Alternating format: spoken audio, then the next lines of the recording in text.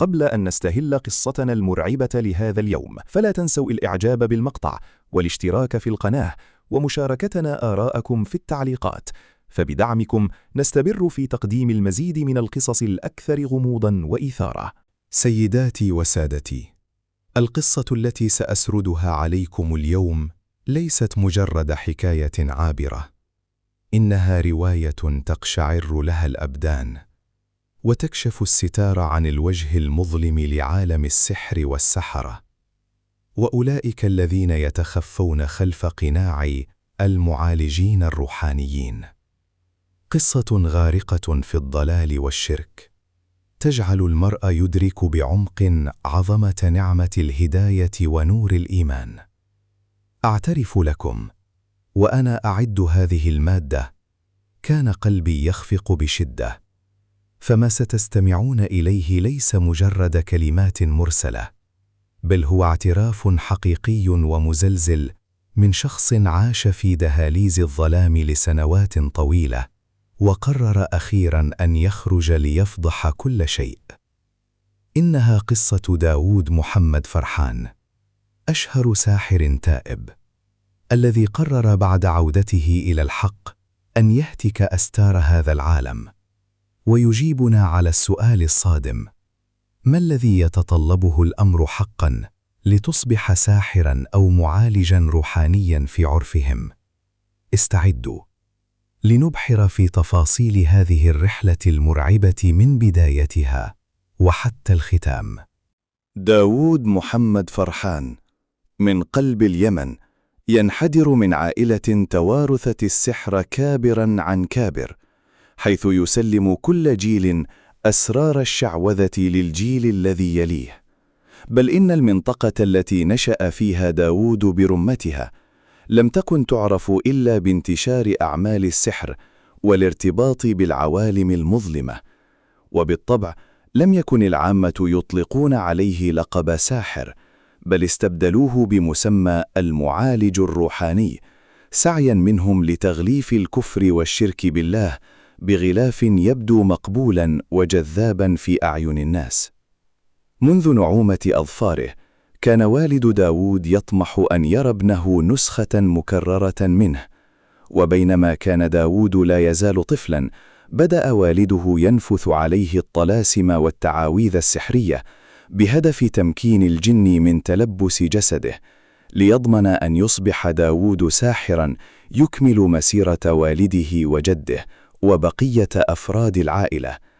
تخيلوا معي هذا المشهد: طفل بريء لا حول له ولا قوة يسلمه والده بيده إلى الشياطين.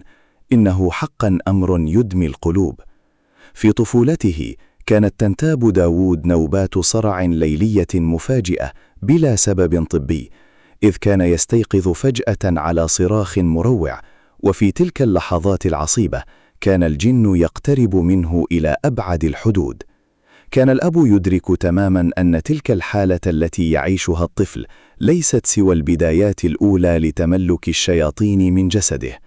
أما والدته فكانت تفيض رغبة في أن يبتعد ابنه عن طريق والده المظلم، وألا تكون مهنة السحر أو ما يسمى العلاج الروحاني هي مستقبله، لكنها للأسف لم تكن تملك من أمرها شيئاً أمام إصرار الأب على توريث ابنه تلك المهنة الملعونة. ومع تقدمه في السن بدأ داود يميل إلى العزلة، فكان يقصد الأماكن الصحراوية النائية بعيداً عن أعين الناس، وهناك كان يلتقي بفتيات في غاية الجمال، وكان داود يدرك جيداً أن هؤلاء الفتيات لسن بشراً بل جنيات يتشكلن في هيئة بشرية، كن يظهرن له خصيصاً، فأصبح يتردد على تلك القفار باستمرار رغبة في لقائهن. يا له، تخيلوا شاباً في مقتبل العمر بدلاً من أن يصاحب الصالحين ويتفقه في دينه يسعى لمجالسة الجن والشياطين. وحتى تلك اللحظة كان تعامل داود مع هذا العالم المظلم لا يزال في بداياته البسيطة. وفي يوم من الأيام، وبينما كان داود في طريق عودته من خلوته المعزولة التي يقضي فيها وقته وحيداً، فوجئ بمشهد غريب: ماعز مقيد إلى جذع شجرة، كان لونها أسود قاتماً، وهيئتها تثير الريبة، والأدهى من ذلك أنها كانت تحدق فيه بنظرات غريبة. في البداية ظن داود أن مزارعا عابرا ربطها هناك ومضى، فانتظر طويلا لكن لم يظهر أحد. هنا بدأ يتسلل إلى قلبه الشك، وأدرك أن هذا الكائن قد لا يكون مجرد حيوان بل شيطان متمثل. يقول داود إنه اقترب من الماعز وتناول عصا خشبية من الأرض محاولا إبعادها عن طريقه، لكن المفاجأة الصاعقة كانت حين نطقت الماعز. خرج منها صوت أنثوي يشبه صوت الفتيات، وأخبرته صراحة أنها ليست ماعزا بل جنية من إحدى قبائل الجن، جاءت خصيصا لرؤيته. يا له من مشهد يحبس الأنفاس. تخيلوا أن تسيروا في وحشة الصحراء وفجأة تبدأ ماعزا بالحديث معكم. إن مجرد سرد هذا الجزء يجعل القشعريرة تسري في جسدي. حينها أدرك داود أنه انتقل إلى مرحلة أعمق وأخطر في التعامل مع عالم الجن. بعد تلك الواقعة تدهورت حالة داود النفسية بشكل حاد، وعاد إلى منزله في حالة تشبه فقدان الوعي، عاجزا عن التواصل مع أي بشر. حينها استدعت والدته الجيران الذين كانوا هم أيضا غارقين في أعمال السحر والدجل، فأشاروا عليها بضرورة تقييده بالأغلال والجنازير داخل البيت ومنعه من الخروج تماما. أخبروها أن ما يمر به داود هو مخاض عسير لمرحلة التلبس الكامل، حيث يبدأ الجن بتجهيز خدام من شياطينهم للإنسان لكي يستخدمهم لاحقا في أعمال السحر والشعوذة. يا للهول! تخيلوا حال تلك الأم المسكينة وهي ترى فلذة كبدها يتعذب أمام عينيها مصفدا بالأغلال كأنه حيوان حبيس. إنه موقف يدمي القلوب، لكن قلبها لم يحتمل رؤيته هكذا طويلا، فكانت تغافله أحيانا وتفك قيوده ليلا وتسمح له بالخروج لبعض الوقت. في تلك الفترة بدأ داود يلاحظ تحولا مرعبا في سلوكه. صار يقتات على أشياء مقززة من الأرض، أصبح يأكل لحم الجيف والقاذورات، بل وصل به الأمر إلى مصارعة الكلاب الضادة في الشوارع على قطعة لحم نتنة ملقاة في التراب. ولم يكن يملك تفسيرا لما يفعله سوى يقينه بأن هناك أوامر مباشرة تملى عليه من الجن والشياطين ليفعل ذلك. يا الله! الإنسان الذي خلقه الله في أحسن تقويم يصل به الحال إلى التصارع مع الكلاب على جيفة. انظروا كيف يذل الشيطان بني آدم. نسأل الله السلامة والستر. الغريب أن داود كان يتوهم في ذلك الوقت بناء على الموروث المظلم الذي تشربه من والده وعائلته أن كل هذه المهانة هي كرامات ومنح ربانية، وأنها علامات وصوله إلى مرتبة عليا في العلاج الروحاني. هكذا تتلبس الشياطين على الإنسان الحقائق وتوهمه بأن الذل والمهانة والبعد عن الله هو شرف ورفعة. بعد فترة فكت قيوده تماما واستعاد قدرته على الحركة بحرية، فسافر إلى محافظة أخرى ليلتقي برجل يعد من كبار المشايخ في هذا المجال المظلم.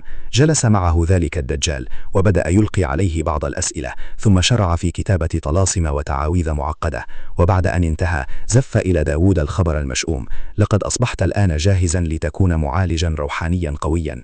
وأفهمه أن هناك أسرارا باطنية لا يجوز إفشاؤها للعوام، لأن عقولهم لن تستوعب القدرات الخارقة التي سيمتلكها. قدرته على التحكم والمصير وتنفيذ أعمال سحرية تحقق كل رغباته، بل ومعالجة أي مريض يقصده مهما كان داؤه. بالطبع كل هذا كان محض كذب وافتراء، فالحقيقة أن من يقوم بكل تلك الأفعال ليس داود، بل هي الشياطين التي استعبدته وجعلته مجرد واجهة لأعمالهم الخبيثة. أمره الشيخ بإحضار بعض الكتب الخطيرة والالتزام بتعليمات صارمة. كانت تلك هي كتب شمس المعارف والعزيف والجفر، وهي مصادر يعتمد عليها السحرة في أعمالهم السفلية.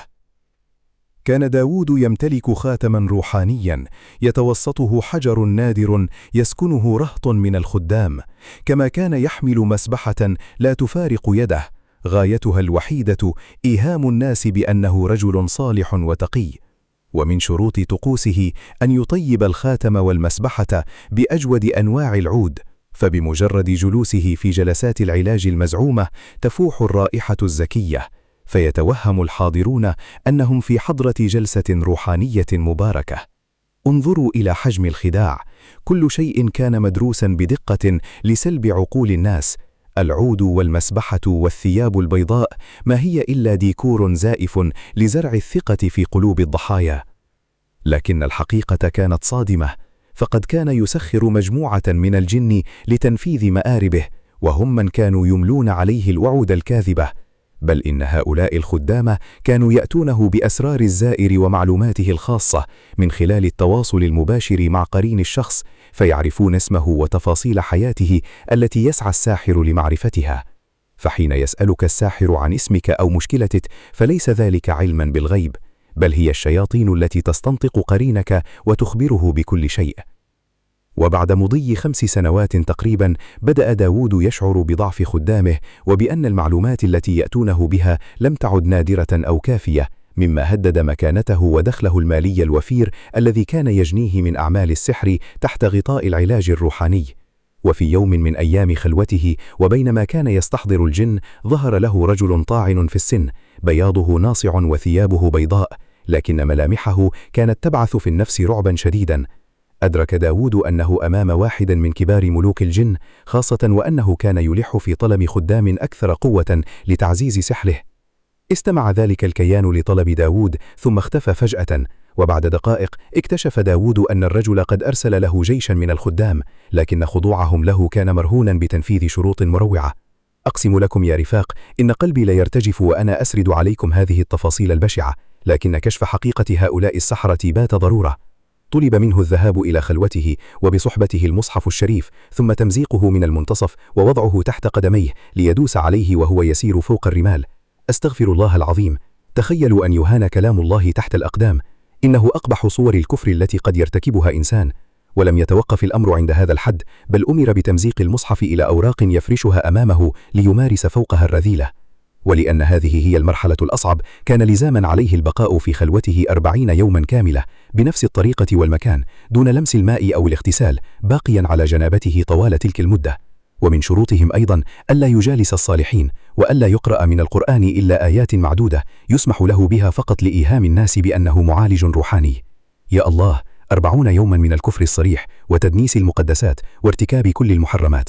إننا هنا لا نتحدث عن إنسان، بل عن شيطان في هيئة بشر. بعد انقضاء 40 يوما، استعد داود لمرحلة جديدة كليا في حياته.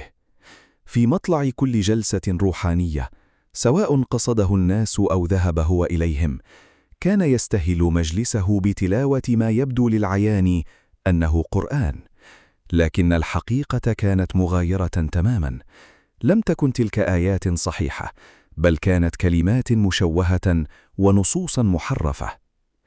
ولأن المريض يأتي إليه مشتت الذهن غارقا في همومه، كان يتوهم أن داود يرتل القرآن كأي شيخ عادي، بينما كان في الواقع ينطق بشيء آخر تماما.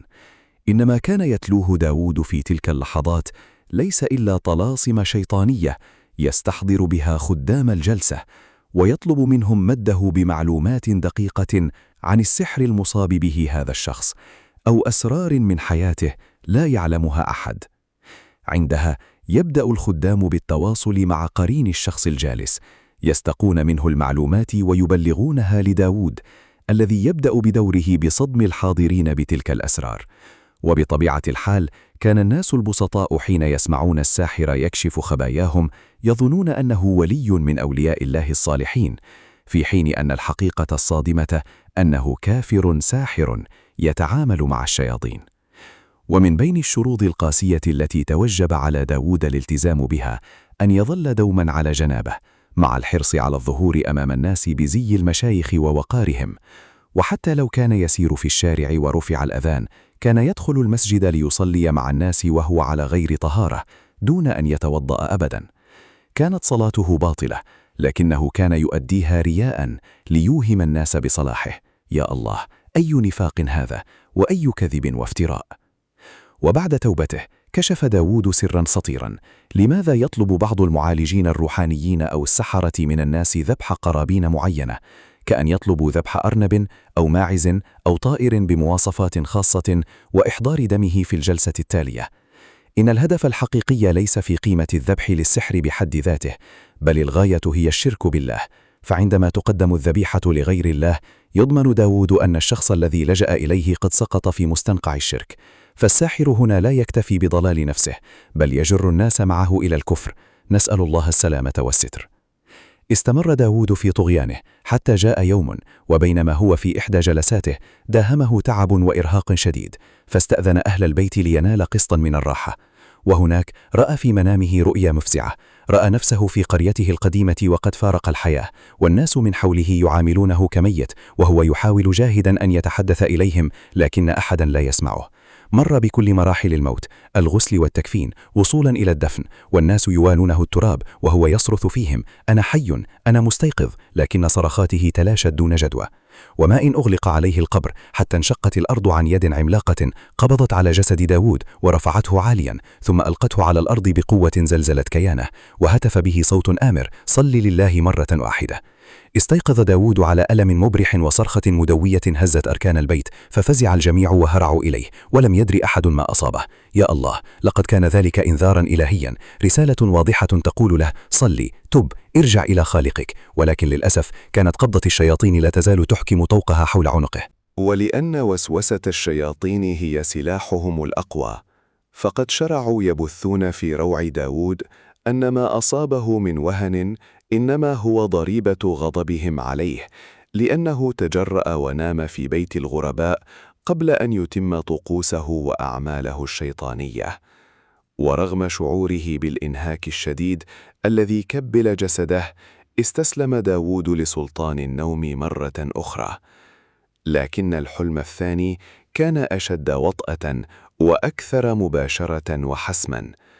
رأى داود نفسه يسير في طريق مظلم، حتى لاحت أمامه حفرة سحيقة، وفي قاعها لمح والده المتوفى. لكن هيئة والده كانت غريبة تثير الفزع. كان الأب يصرخ فيه متوسلا أن يبتعد عن هذا الطريق تماما، محذرا إياه من أن نهايته هي الهلاك المحتم والكفر والشرك بالله. لقد أبدى ندمه الشديد على كل خطوة من خطوات السحر التي علمها لولده، وتمنى لو يعود به الزمان ليعيش مستغفرا تائبا بعيدا عن غياهب الدجل والظلام. صدقوني، إن عيني لتدمعان وأنا أروي لكم هذا الجزء. تخيلوا ذاك الأب الذي ورث ابنه أسرار السحر يعود بعد موته وبعد أن عاين العذاب ليحذر فلذة كبده ويصيح به: أنا نادم، أنا أتعذب، ارجع يا بني قبل فوات الأوان. استيقظ داود من نومه وأيقن حينها أن الحلم الثاني رسالة سماوية لا تقبل التأويل، فقرر في تلك اللحظة أن يتوب إلى الله توبة نصوحا. وما إن عقد العزم على التوبة حتى بدأت الشياطين بسحب كل تلك القوى الخارقة التي منحوها إياه، بل وسلبوا منه حتى قوته الجسدية، فغدا داود عاجزا عن الحراك أو المشي. لكنه صمم على المضي في طريق النور، تحامل على جسده الواهن، وتوضأ لأول مرة وضوءا صحيحا، ووقف على سجادة الصلاة يرجو رحمة ربه. والله يا رفاق، لقد تمثلت هذا المشهد أمام عيني، فامتلأ قلبي غبطة وسرورا. تخيلوا داود بعد كل تلك السنين في دهاليز الظلام والكفر يقف أخيرا ليصلي لرب العالمين صلاة خاشعة. إنها حقا لحظة مهيبة وعظيمة. بيد أن الشياطين وخدام السحر لم يتركوه وشأنه، بل ظلوا يحومون حوله محاولين بشتى الحيل إغواءه ورده إلى ضلاله القديم، لكن داود كان يصدهم بإيمان راسخ ويرفض كل إغراءاتهم، حتى وصل بهم الأمر إلى تهديده بالنيل من زوجته وأبنائه. وبالفعل فجع داود بوفاة طفليه الصغيرين بطريقة مريبة، فبينما كانوا في جلسة عادية أصيبا بانتفاخ مفاجئ وفارق الحياة فورا. يا الله، تخيلوا حجم المصيبة. رجل قرر العودة إلى خالقه، فكان الثمن أن تقتل الشياطين أطفاله أمام ناظريه. لا أجد كلمات تصف لوعة الألم التي اعتصرت قلب داود في تلك اللحظة. إنه بلاء عظيم ومزلزل. وبعد مرور سنوات قليلة أصيبت زوجته بمرض غامض لا علاج له حتى وافتها المنية. وهكذا خسر داود طفليه وزوجته، خسر كل ما يملك في الدنيا. لكن هل تعلمون ما الذي لم يخسره؟ لم يخسر الأهم، لم يخسر دينه ولم يتنازل عن توبته. ظل داود ثابتا كالجبال الرواسي، مصرا على توبته لله سبحانه وتعالى، ومبتعدا تماما عن كل صنوف الشرك. إن هذا الموقف يمنحنا درسا بليغا: مهما بلغت الابتلاءات وعظمت المصائب، يجب أن نظل متمسكين بالحق وبالدين. كان بإمكان داود أن يرتد ويقول: لقد خسرت عائلتي، فما نفع توبتي؟ لكنه لم يفعل، ظل صامدا متمسكا بحبل الله. وهذا هو الدليل القاطع على أن توبته كانت صادقة وخالصة، وليست مجرد كلمات عابرة. وبعد أن استقر الإيمان في قلبه، قرر داود أن يسخر ما تبقى من حياته لفضح ألاعيب السحرة والمشعوذين والدجالين، وعزم على كشف الحقيقة كاملة للناس. قرر أن يهتك الأسرار المظلمة والطرق الخبيثة التي يستخدمها السحرة لخداع البسطاء، وهذا بلا شك عمل جليل. فكثير من الناس للأسف يرتادون بيوت السحرة ظنا منهم أنهم معالجون روحانيون أو رجال صلاح، وهم لا يدركون أنهم يقعون في فخ الكفر الصريح والشرك بالله. أيها الإخوة والأخوات، في طيات هذه القصة دروس بليغة وعبر عميقة لا بد لنا من الوقوف عندها وتأملها بكل جوارحنا.